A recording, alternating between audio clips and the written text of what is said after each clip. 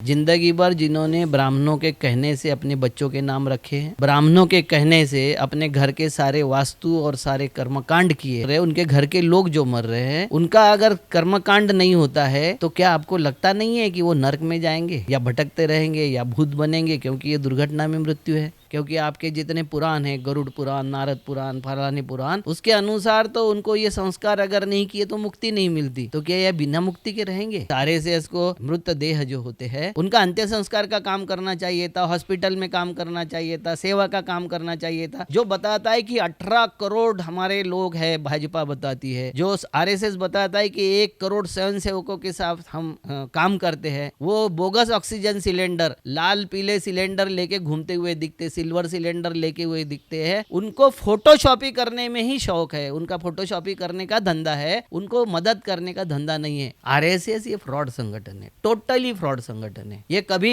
फोटोशॉपी करने के लिए आते हैं, ये टोपी पहन के मेकअप करके आएंगे, पूरा मेकअप। आप बताओ मुझे, किसी आपदा में मेकअप करने की फुर्सत होती है? सामने एक्सीडेंट हुआ है, कोरोना का पेशेंट हो गया, वहां सारा मेकअप करके जाओगे क्या रे? परशुराम जयंती मनाने वाले ज्यादातर क्षत्रिय लोग हैं, तो परशुराम को अगर आप मानते हो तो परशुराम के पीछे की ये जो कथा है इसको भी मानना पड़ेगा, और ये मानना पड़ेगा कि हम ब्राह्मणों की अनौरस औलादे हैं। मैं स्वयं तो बलि संस्कृति को मानता हूँ, कृषक संस्कृति को मानता हूँ। मेरे पिताजी एक्सपायर्ड हुए थे पिछले साल, मैंने उनका कोई अंत्य संस्कार छोड़ के 3रा दिन, 10वां दिन, 15वां दिन, 17वां दिन कुछ नहीं किया। मेरी पत्नी भी 1 महीने बाद एक्सपायर्ड हुए, उसका भी मैंने कुछ नहीं किया। तो मैं ये मानता नहीं। हाँ, मगर जो लोग मानते हैं, जिंदगी भर जिन्होंने ब्राह्मणों के कहने से अपने बच्चों के नाम रखे हैं, जिन्होंने जिंदगी भर ब्राह्मणों के कहने से अपने घर के सारे वास्तु और सारे कर्मकांड किए हैं, उनके अभी पुरखे जो मर रहे हैं, उनके घर के लोग जो मर रहे हैं, उनका अगर कर्मकांड नहीं होता है तो क्या आपको लगता नहीं है कि वो नरक में जाएंगे या भटकते रहेंगे या भूत बनेंगे? क्योंकि ये दुर्घटना में मृत्यु है। तो जिनके घर के लोग गंगा में और यमुना में तैरते हुए मिलते हैं, जिनके घर के लोग मर जाते हैं और उनको पता चलता है बाद में ही कि अभी मर गए हैं, तो देखो आप घाट पे जाके हम कॉरपोरेशन अंत्य संस्कार करेगी या सरकार अंत्य संस्कार करेगी। तो ऐसे लोगों से मैं आग्रह और विनंती करता हूँ और पूछना चाहता हूँ कि क्या इस वक्त जो 3रा बंद हो गया, 10वां बंद हो गया, तो आपको क्या लगता है कि आपके पुरखों का क्या हो रहा है, कहाँ जा रहे हैं? क्योंकि आपके जितने पुराण हैं, गरुड़ पुराण, नारद पुराण, फलानी पुराण, उसके अनुसार तो उनको ये संस्कार अगर नहीं किए तो मुक्ति नहीं मिलती। तो क्या यह बिना मुक्ति के रहेंगे? भाई एक बात समझ लो, हमारी जो सभ्यता है, हमारी जो संस्कृति है, जिसको तथाकथित हम हमारी संस्कृति हिंदू संस्कृति कहते हैं, जिसको सनातन संस्कृति वालों ने पकड़ के ग्रैब कर लिया, अपहरण कर लिया, और मरने तक उस शरीर के साथ में हमने जिए हैं। उस शरीर का सम्मान पूर्वक अग्नि संस्कार होना चाहिए या दफन संस्कार होना चाहिए, यहाँ तक तो हमारी संस्कृति थी। मगर उसके बाद के जो 3रा दिन, 10वां दिन, 13वां दिन, 14वां दिन, वर्ष श्राद्ध, ये सारी जो चीज़ें हैं, ये धर्म का भाग नहीं है या संस्कृति सभ्यता का भाग नहीं है, ये धंधे का भाग है। आपने देखा होगा कि अब वो ये नहीं बोल रहे कि इनको मुक्ति के लिए हमको खुली छूट दीजिए, वो बोल रहे कि हमारा पेट भरने का साधन छीन गया तो हमको पैसे दीजिए, हमें पेंशन दीजिए, हम कुछ ऐसा गुजारा भत्ता दीजिए कि जिससे हमारे पेट भर सके हम। आपको ये बात तो समझ में आनी चाहिए अब कि भैया आपके पुरखों के लिए, आपके मुक्ति के लिए उनका काम नहीं था, और क्या आपके पुरखों की अभी मुक्ति बंद हो गई? ये समझने की और सोचने की बात है।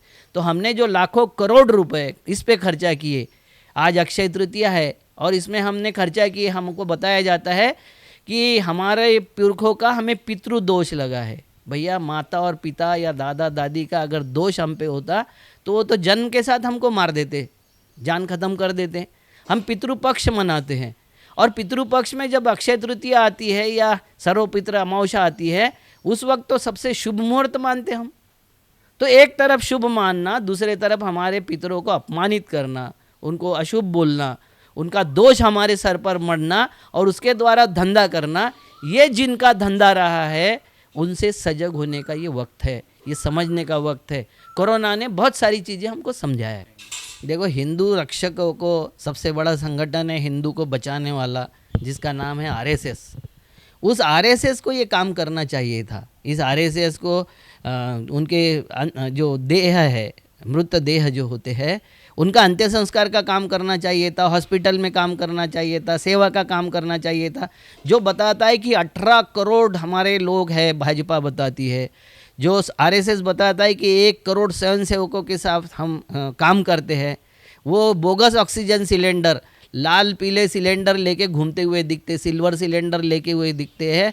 उनको फोटोशॉपी करने में ही शौक़ है, उनका फोटोशॉपी करने का धंधा है, उनको मदद करने का धंधा नहीं है। उसके विपरीत मैं कई जगह पर देख रहा हूँ, मुस्लिम लड़कों ने हिंदुओं के अंत्य संस्कार किए और राम नाम सत्य है के साथ में सारे रिचुअल्स उन्होंने वीडियो पर, यूट्यूब पर देख के या किसी से पूछ कर सारे रिचुअल्स किए हैं। तो अब कौन रक्षक है, कौन भक्षक है, कौन हमारा हितैषी है और कौन हमारा शत्रु है, ये कोरोना ने, आपदा ने, कोरोना के हमको समझा दिया। कोरोना आपदा का अवसर कौन उठा रहे हैं और कोरोना आपदा में सचमुच हमको मदद कौन कर रहे हैं, ये बात स्पष्ट हो गई है एकदम। ये जिनके अभी भी आंखें नहीं खुली, जिनके घर के लोग अभी मरे नहीं हैं, ऑक्सीजन की कमी से, दवाई की कमी से, बेड की कमी से, वेंटिलेशन की कमी से नहीं मरे हैं, वो अभी भी इंतज़ार कर रहे। मगर इंतज़ार जल्दी ही ख़त्म होने वाला है।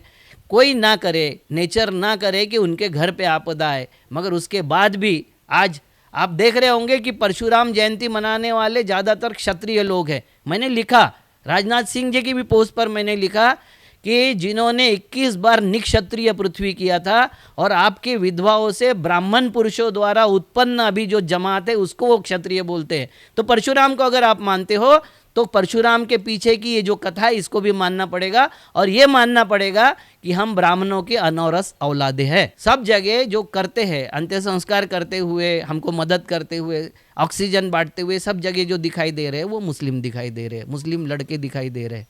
और हर जिले में मैं जहाँ जहाँ भी जा रहा हूँ, उत्तर प्रदेश से लेके नीचे तक, कर्नाटक तक, हर जगह जो लोग हैं हिंदू मर जाते हैं और उनके घर के बच्चे उनको उठाने को तैयार नहीं है, घर के रिश्तेदार उनको उठाने को तैयार नहीं, मुस्लिम बच्चे आते हैं और गर्व के साथ में हमारी जो उनको कहना है कि ये हमारा फर्ज है, ये हमारा हम जो करते हैं वो हमारे लिए हमारे कर्तव्य है और ये कर्तव्य समझकर जो कर रहे हैं वो सारे मुस्लिम बच्चे दिखाई दे रहे हैं। कहाँ है भैया आरएसएस के स्वयंसेवक, कहाँ है 1 करोड़ स्वयंसेवक, कहाँ है बीजेपी के 18 करोड़ लोग, कहाँ हैं अन्य पार्टियों के कार्यकर्ता?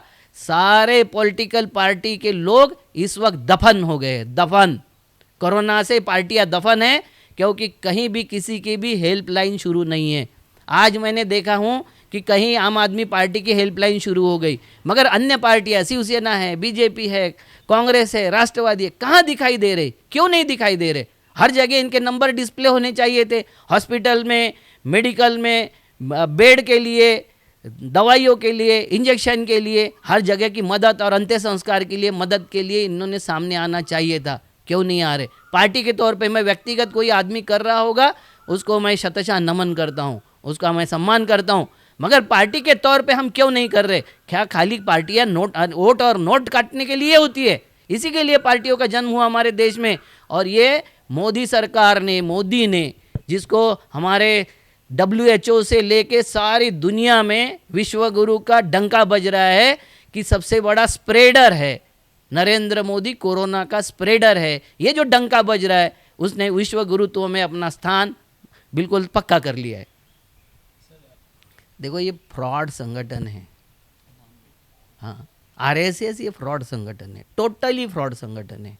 ये कभी फोटोशॉपी करने के लिए आते हैं, ये टोपी पहन के मेकअप करके आएंगे, पूरा मेकअप।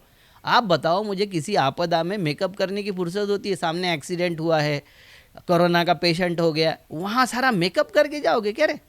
और ये मेकअप करके जाने वाले, राधा स्वामी सत्संग ने इंदौर में 5000 बेड का हॉस्पिटल जब खोला तो वहाँ जाके उन्होंने बोला राधा स्वामी सत्संग का मतलब आरएसएस, और आरएसएस का हॉस्पिटल करके झूठी फोटोशॉपी करने का धंधा इन लोगों का है। वैसा ही सिलेंडर का फोटोशॉपी कर रहे हैं, वही उसी तरीके से ये दवाइयों की फ़ोटोशॉपी कर रहे हैं, एक एक केला 4 जन उठा के पेशेंट को बांटने की फ़ोटोशॉपी कर रहे हैं। तो ये सब फ़ोटोशॉपी करने में, विस्पर कैंपेन करने में माहिर लोग हैं, ये सब फ्रॉड लोग हैं। इन पे कोई विश्वास मत रखो और ये समझ जाओ कि ये आपके लिए नहीं है, ये हिंदुओं के लिए नहीं है, ये खाली सनातनियों के लिए है। और सनातनी वो है जो कर्मकांड कराता है। देखो, कोई अगर बोलता होगा कि आरएसएस अलग है और भाजपा अलग है, तो मैं बता देता हूँ नाभि और नाल का संबंध है दोनों में। एक नाभि है, एक नाल है, ये अलग नहीं है। मगर इस वक्त आप देख रहे होंगे कि कहीं भी आरएसएस का हंस बोले, दत्तात्रेय हंस बोले एक स्टेटमेंट देता है। क्या स्टेटमेंट है मालूम है आपका? ऐसे अपप्रचार करने से, ऐसे ज़्यादा फिगर्स बताने से, इस तरीके का प्रचार करने से दुनिया में हमारी छवि खराब होती है। इनको अभी भी छवि की पड़ी है। इनको लोगों के मरने की कोई ये नहीं है, दुख नहीं है। इनको दुरावस्था का कोई दुख नहीं है। ये अभी भी ये बता रहे, कुछ इनके भक्त अभी भी बता रहे कि इस वक्त अगर मोदी प्रधानमंत्री नहीं होते तो 20 करोड़ 40 करोड़ लोग मर गए होते अगर दूसरा कोई प्रधानमंत्री होता। भैया, इससे ज़्यादा बुरा क्या कर सकता था कि ऑक्सीजन एक्सपोर्ट कर दिया, वैक्सीन एक्सपोर्ट कर दिया, रेमडेसिविर का एक्सपोर्ट कर दिया, दवाई का एक्सपोर्ट कर दिया। जब हमको ज़रूरत थी उस वक्त सारा एक्सपोर्ट कर दिया और अब दुगने तिगने दामों में हम खरीद रहे। ये मिसमैनेजमेंट से और क्या कर सकता था? दूसरा कोई मिसमैनेज नहीं हो सकता था।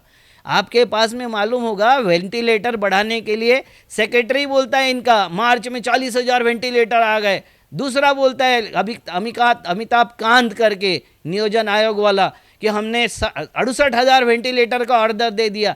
कहाँ दे दिया? आपके घरों में लगाया क्या? कहाँ लगाया? आरएसएस के मुख्यालय में लगाया क्या? कहाँ लगाया? मिनिस्टरों के घरों में लगाया क्या? कहाँ लगाया? बताओ। किसको दिया ये बताओ, किसको बांटा ये बताओ। तुम्हारे पास में कुछ भी नहीं है, बताने लायक कुछ भी नहीं है। इसलिए आप मिथ्या प्रचार करने में लगे हुए हो। आप फ्रॉड लोग हो सब।